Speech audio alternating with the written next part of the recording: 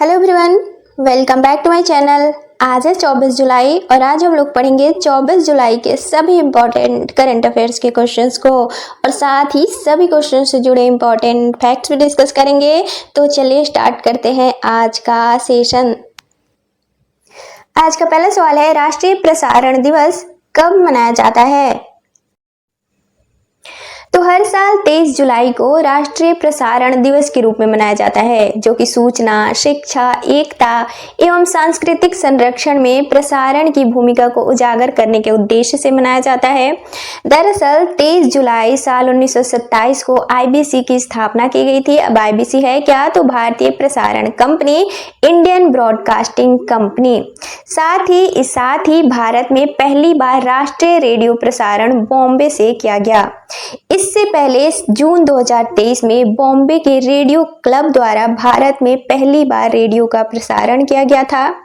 साल 1923 में भारतीय राज्य प्रसारण सेवा की शुरुआत की गई थी, यानी कि इंडियन स्टेट ब्रॉडकास्टिंग सर्विस की। साल 1936 में भारतीय राज्य प्रसारण सेवा को एयर नाम दिया गया, यानी कि ऑल इंडिया रेडियो नाम दिया गया। और साल 1956 में एयर को यानी ऑल इंडिया रेडियो का नाम बदलकर आकाशवाणी कर दिया गया। तो राइट आंसर हो जाएगा ऑप्शन डी, 23 जुलाई। अगला सवाल है, हाल ही में बेअदबी विरोधी विधेयक 2025 किस राज्य में पेश किया गया है? तो हाल ही में पंजाब सरकार द्वारा बेअदबी विरोधी विधेयक 2025 पेश किया गया है। इसका आधिकारिक नाम है Punjab prevention of offences against Holi scripture bill 2025। इस विधेयक के अंतर्गत 4 प्रमुख धर्मों के ग्रंथ शामिल किए गए हैं, जिनमें है श्री गुरु ग्रंथ साहिब, दूसरा कुरान शरीफ, तीसरा भगवद गीता तथा चौथा बाइबिल। इनकी बेअदबी करने पे न्यूनतम 10 साल और अधिकतम उम्र कैद की सजा हो सकती है। इसके अलावा बेअदबी की कोशिश करने पर 3 से 5 साल की जेल और 3 लाख तक का जुर्माना हो सकता है। साथ ही अगर बेअदबी की वजह से सांप्रदायिक हिंसा, मौत या फिर संपत्ति को नुकसान पहुंचता है तो 20 साल की सजा से लेकर उम्र कैद तक की सजा भी हो सकती है। साथ ही नाबालिग या फिर दिव्यांग आरोपियों के मामले में माता पिता या फिर उनके अभिभावक जिम्मेदार माने जाएंगे। इस विधेयक के लिए 15 सदस्यीय कमेटी का गठन किया गया है। इसका उद्देश्य है सभी धर्मों के पवित्र ग्रंथों की बेअदबी को रोकना और अपराध करने वालों के लिए उचित दंड सुनिश्चित करना। तो आंसर हो जाएगा ऑप्शन सी, पंजाब। अब पंजाब, तो पंजाब भारत के उत्तर पश्चिम क्षेत्र में पड़ता है। इसकी राजधानी है चंडीगढ़। यहाँ के वर्तमान मुख्यमंत्री हैं भगवंत मान सिंह, वर्तमान राज्यपाल हैं गुलाब चंद कटारिया।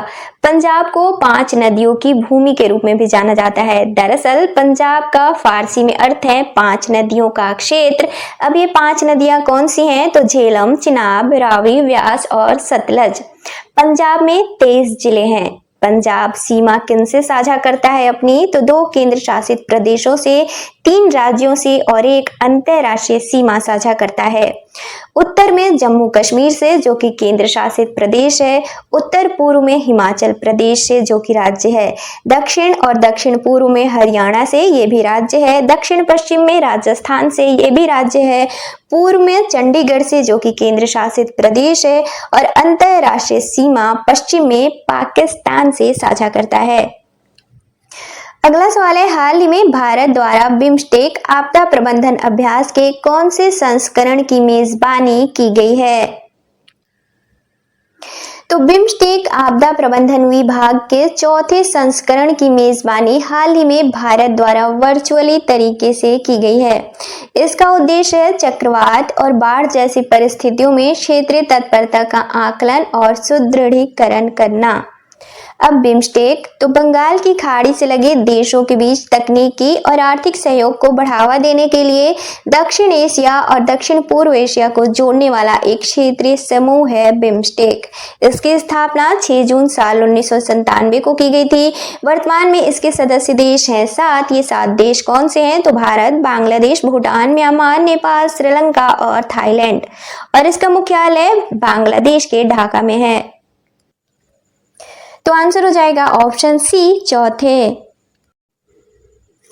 अगला सवाल है, हाल ही में किसे अटल इनोवेशन मिशन का मिशन निदेशक नियुक्त किया गया है? तो हाल ही में अटल इनोवेशन मिशन का मिशन निदेशक दीपक बागला को नियुक्त किया गया है। इनका कार्यकाल 2 वर्ष या फिर अगले आदेश तक के लिए है। तो आंसर हो जाएगा ऑप्शन बी दीपक बागला। अगला सवाल है, हाल ही में महिलाओं की सुरक्षा के लिए किस राज्य सरकार द्वारा शक्ति श्री पहल की शुरुआत की गई है? तो हाल ही में ओडिशा सरकार द्वारा शक्ति श्री नामक पहल की शुरुआत की गई है। इसका उद्देश्य है महिलाओं या फिर यूं कहें मुख्य रूप से उच्च शिक्षा में पढ़ने वाली लड़कियों की सुरक्षा, आत्मरक्षा और साथ ही उनके मानसिक स्वास्थ्य और डिजिटली या फिर कानूनी तौर पर उन्हें सुरक्षा प्रदान करना। तो आंसर हो जाएगा ऑप्शन ए ओडिशा। अगला सवाल है, भारत का सबसे बड़ा हरित हाइड्रोजन संयंत्र कहाँ स्थापित किया जाएगा? तो भारत का सबसे बड़ा हरित हाइड्रोजन संयंत्र हरियाणा के पानीपत में स्थापित किया जाएगा, जिसकी वार्षिक कुल उत्पादन क्षमता होगी 10,000 टन। इसे एल&टी की पूर्ण स्वामित्व वाली इकाई द्वारा BOO यानी कि बिल्ड ओन ऑपरेट मॉडल के तहत विकसित और संचालित किया जाएगा। इसकी अवधि 25 वर्ष की होगी। यह संयंत्र 24 घंटे और 7 दिन नवीकरणीय ऊर्जा स्रोतों, जिनमें की सौर ऊर्जा शामिल है, द्वारा संचालित किया जाएगा। इसका उद्देश्य है पारंपरिक हाइड्रोजन को प्रतिस्थापित करना और कार्बन उत्सर्जन में भारी कमी करना। दिसंबर साल 2027 तक इसे चालू करने का लक्ष्य है। तो आंसर हो जाएगा ऑप्शन सी पानीपत।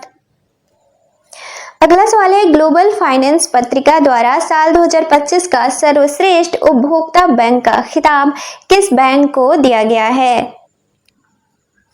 तो हाल ही में ग्लोबल पत्रिका द्वारा दुनिया के सर्वश्रेष्ठ उपभोक्ता बैंक का खिताब स्टेट बैंक ऑफ इंडिया को दिया गया है। SBI को यह अवार्ड ग्राहक केंद्रित सेवाओं, डिजिटल रूपांतरण और व्यापार पहुंच के लिए दिया गया है। ग्लोबल फाइनेंस के संस्थापक हैं जोसेफ जियारा पोटो और SBI के वर्तमान अध्यक्ष हैं चल्ला श्रीनिवासुलु शेट्टी, जबकि SBI के वर्तमान ब्रांड एम्बेसडर हैं MS धोनी।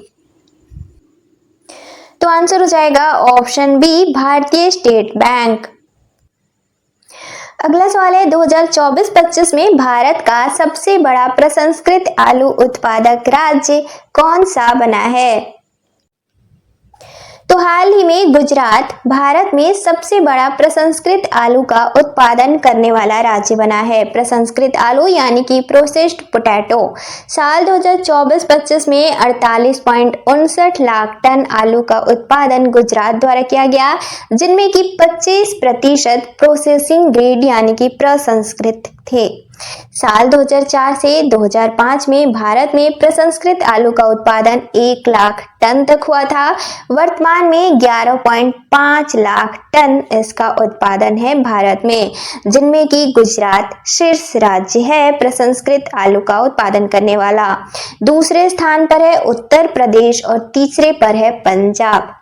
प्रसंस्कृत आलू का 60% उपयोग वाफर्स यानी कि चिप्स बनाने में और 40% फ्रेंच फ्राइज बनाने में किया जाता है।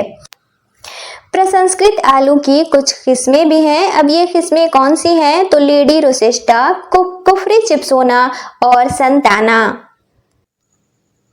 तो आंसर हो जाएगा ऑप्शन डी गुजरात। अब कुछ और सवालों को वन लाइनर के तौर पर देखेंगे। तो पहला है, हाल ही में गिफ्ट सिटी का MD और CEO किसे नियुक्त किया गया है? तो संजय कौल को। अगला है, अंतर्राष्ट्रीय क्रिकेट परिषद द्वारा किस देश को अगले 3 विश्व टेस्ट चैंपियनशिप फाइनल की मेजबानी सौंपी गई है? तो इंग्लैंड को। अगला है, BS अच्युतानंदन किस राज्य के पूर्व मुख्यमंत्री थे जिनका हाल ही में निधन हो गया है? तो केरल के। अगला है, हाल ही में किस भारतीय राज्य द्वारा संयुक्त राष्ट्र विकास कार्यक्रम के साथ आपदा प्रबंधन के लिए समझौता किया गया है? तो उत्तर प्रदेश द्वारा। अगला है, हाल ही में ओरिएंटल कप 2025 के कौन से संस्करण का उद्घाटन नई दिल्ली में किया गया है? तो तीसरे। अगला है, हाल ही में जापान ओपन में पुरुष एकल का खिताब किसने जीता है? तो शू यूकी ने। अगला है, हाल ही में सुशासन प्रथाओं पर राष्ट्रीय सम्मेलन का आयोजन कहाँ किया गया है? तो ओडिशा के भुवनेश्वर में। अगला है, हाल ही में धार्मिक विरोध रोकने के लिए किस राज्य सरकार द्वारा भारत का पहला बेअदबी विरोधी विधेयक 2025 पेश किया गया है? तो पंजाब सरकार द्वारा। अब कल के क्वेश्चंस का रिवीजन करेंगे। तो कल का पहला सवाल था, हाल ही में जूनियर रग्बी 2025 में अंडर 18 के बालक वर्ग का खिताब किसने जीता है? तो इसका राइट आंसर था ऑप्शन बी, बिहार। अगला सवाल था, हाल ही में फीडे महिला शतरंज विश्व कप के सेमीफाइनल में पहुंचने वाली पहली भारतीय महिला खिलाड़ी कौन बनी है? तो इसका राइट आंसर था ऑप्शन बी, कोनेरू हम्पी। अगला सवाल था, जगदीप धनखड़ भारत के कौन से उपराष्ट्रपति थे जिन्होंने हाल ही में अपने पद से इस्तीफा दे दिया है? तो 14वें। अगला सवाल था, हाल ही में पृथ्वी 2 और अग्नि-1 मिसाइलों का सफल प्रक्षेपण कहां से किया गया है? तो इसका राइट आंसर था ऑप्शन बी, ओडिशा। अगला सवाल था, हाल ही में विश्व स्वास्थ्य संगठन द्वारा किस देश को आधिकारिक तौर पर ट्रिकोमा मुक्त देश घोषित किया गया है? तो इसका राइट आंसर था ऑप्शन डी, सेनेगल। अगला सवाल था, हाल ही में जारी क्यूएस सिटीज रैंकिंग 2025 के अनुसार छात्रों के लिए दुनिया का सबसे अच्छा शहर कौन सा बना है? तो इसका राइट आंसर था ऑप्शन बी, सियोल। अगला सवाल था, हाल ही में भारत की सबसे हल्की व्हील चेयर YD1 को किसके द्वारा लॉन्च किया गया है? तो इसका राइट आंसर था ऑप्शन बी, IIT मद्रास। और कल के वन लाइनर के सवाल थे। पहला था, हाल ही में 16वें इंडिया ट्रेड फेयर का आयोजन कहाँ किया गया है? तो जापान के टोक्यो में। अगला था, हाल ही में इंग्वार एम जॉनसेन का निधन हो गया है, कौन थे? तो नॉर्वे के लेखक थे। अगला था, शशिधर जगदीशन किस बैंक से संबंधित है जिन्हें वित्त वर्ष 2024-25 में भारत में सबसे अधिक वेतन पाने वाले बैंकर के रूप में घोषित किया गया है? तो HDFC बैंक से। अगला था, हाल ही में कहाँ नशा मुक्त युवा विकसित भारत अभियान शुरू किया गया है? तो उत्तर प्रदेश के वाराणसी में। अगला था, हाल ही में कहाँ भारतीय रचनात्मक प्रौद्योगिकी संस्थान के पहले परिसर का उद्घाटन किया गया है? तो मुंबई में। अगला था, ऑस्कर विजेता एलन बर्गमैन कौन थे जिनका हाल ही में निधन हो गया है? तो संगीतकार थे। अगला था, हाल ही में प्रोफेसर असीम घोष को हरियाणा के कौन से राज्यपाल के रूप में नियुक्त किया गया है? तो 19वें। अगला था, हाल ही में भारतीय ओपन एथलेटिक्स मीट का आयोजन पहली बार किस राज्य में किया गया है? तो बिहार में। और कल का लास्ट क्वेश्चन था, हाल ही में किस राज्य में महिलाओं की सुरक्षा के लिए शक्ति श्री नामक पहल की शुरुआत की गई है? तो ओडिशा में।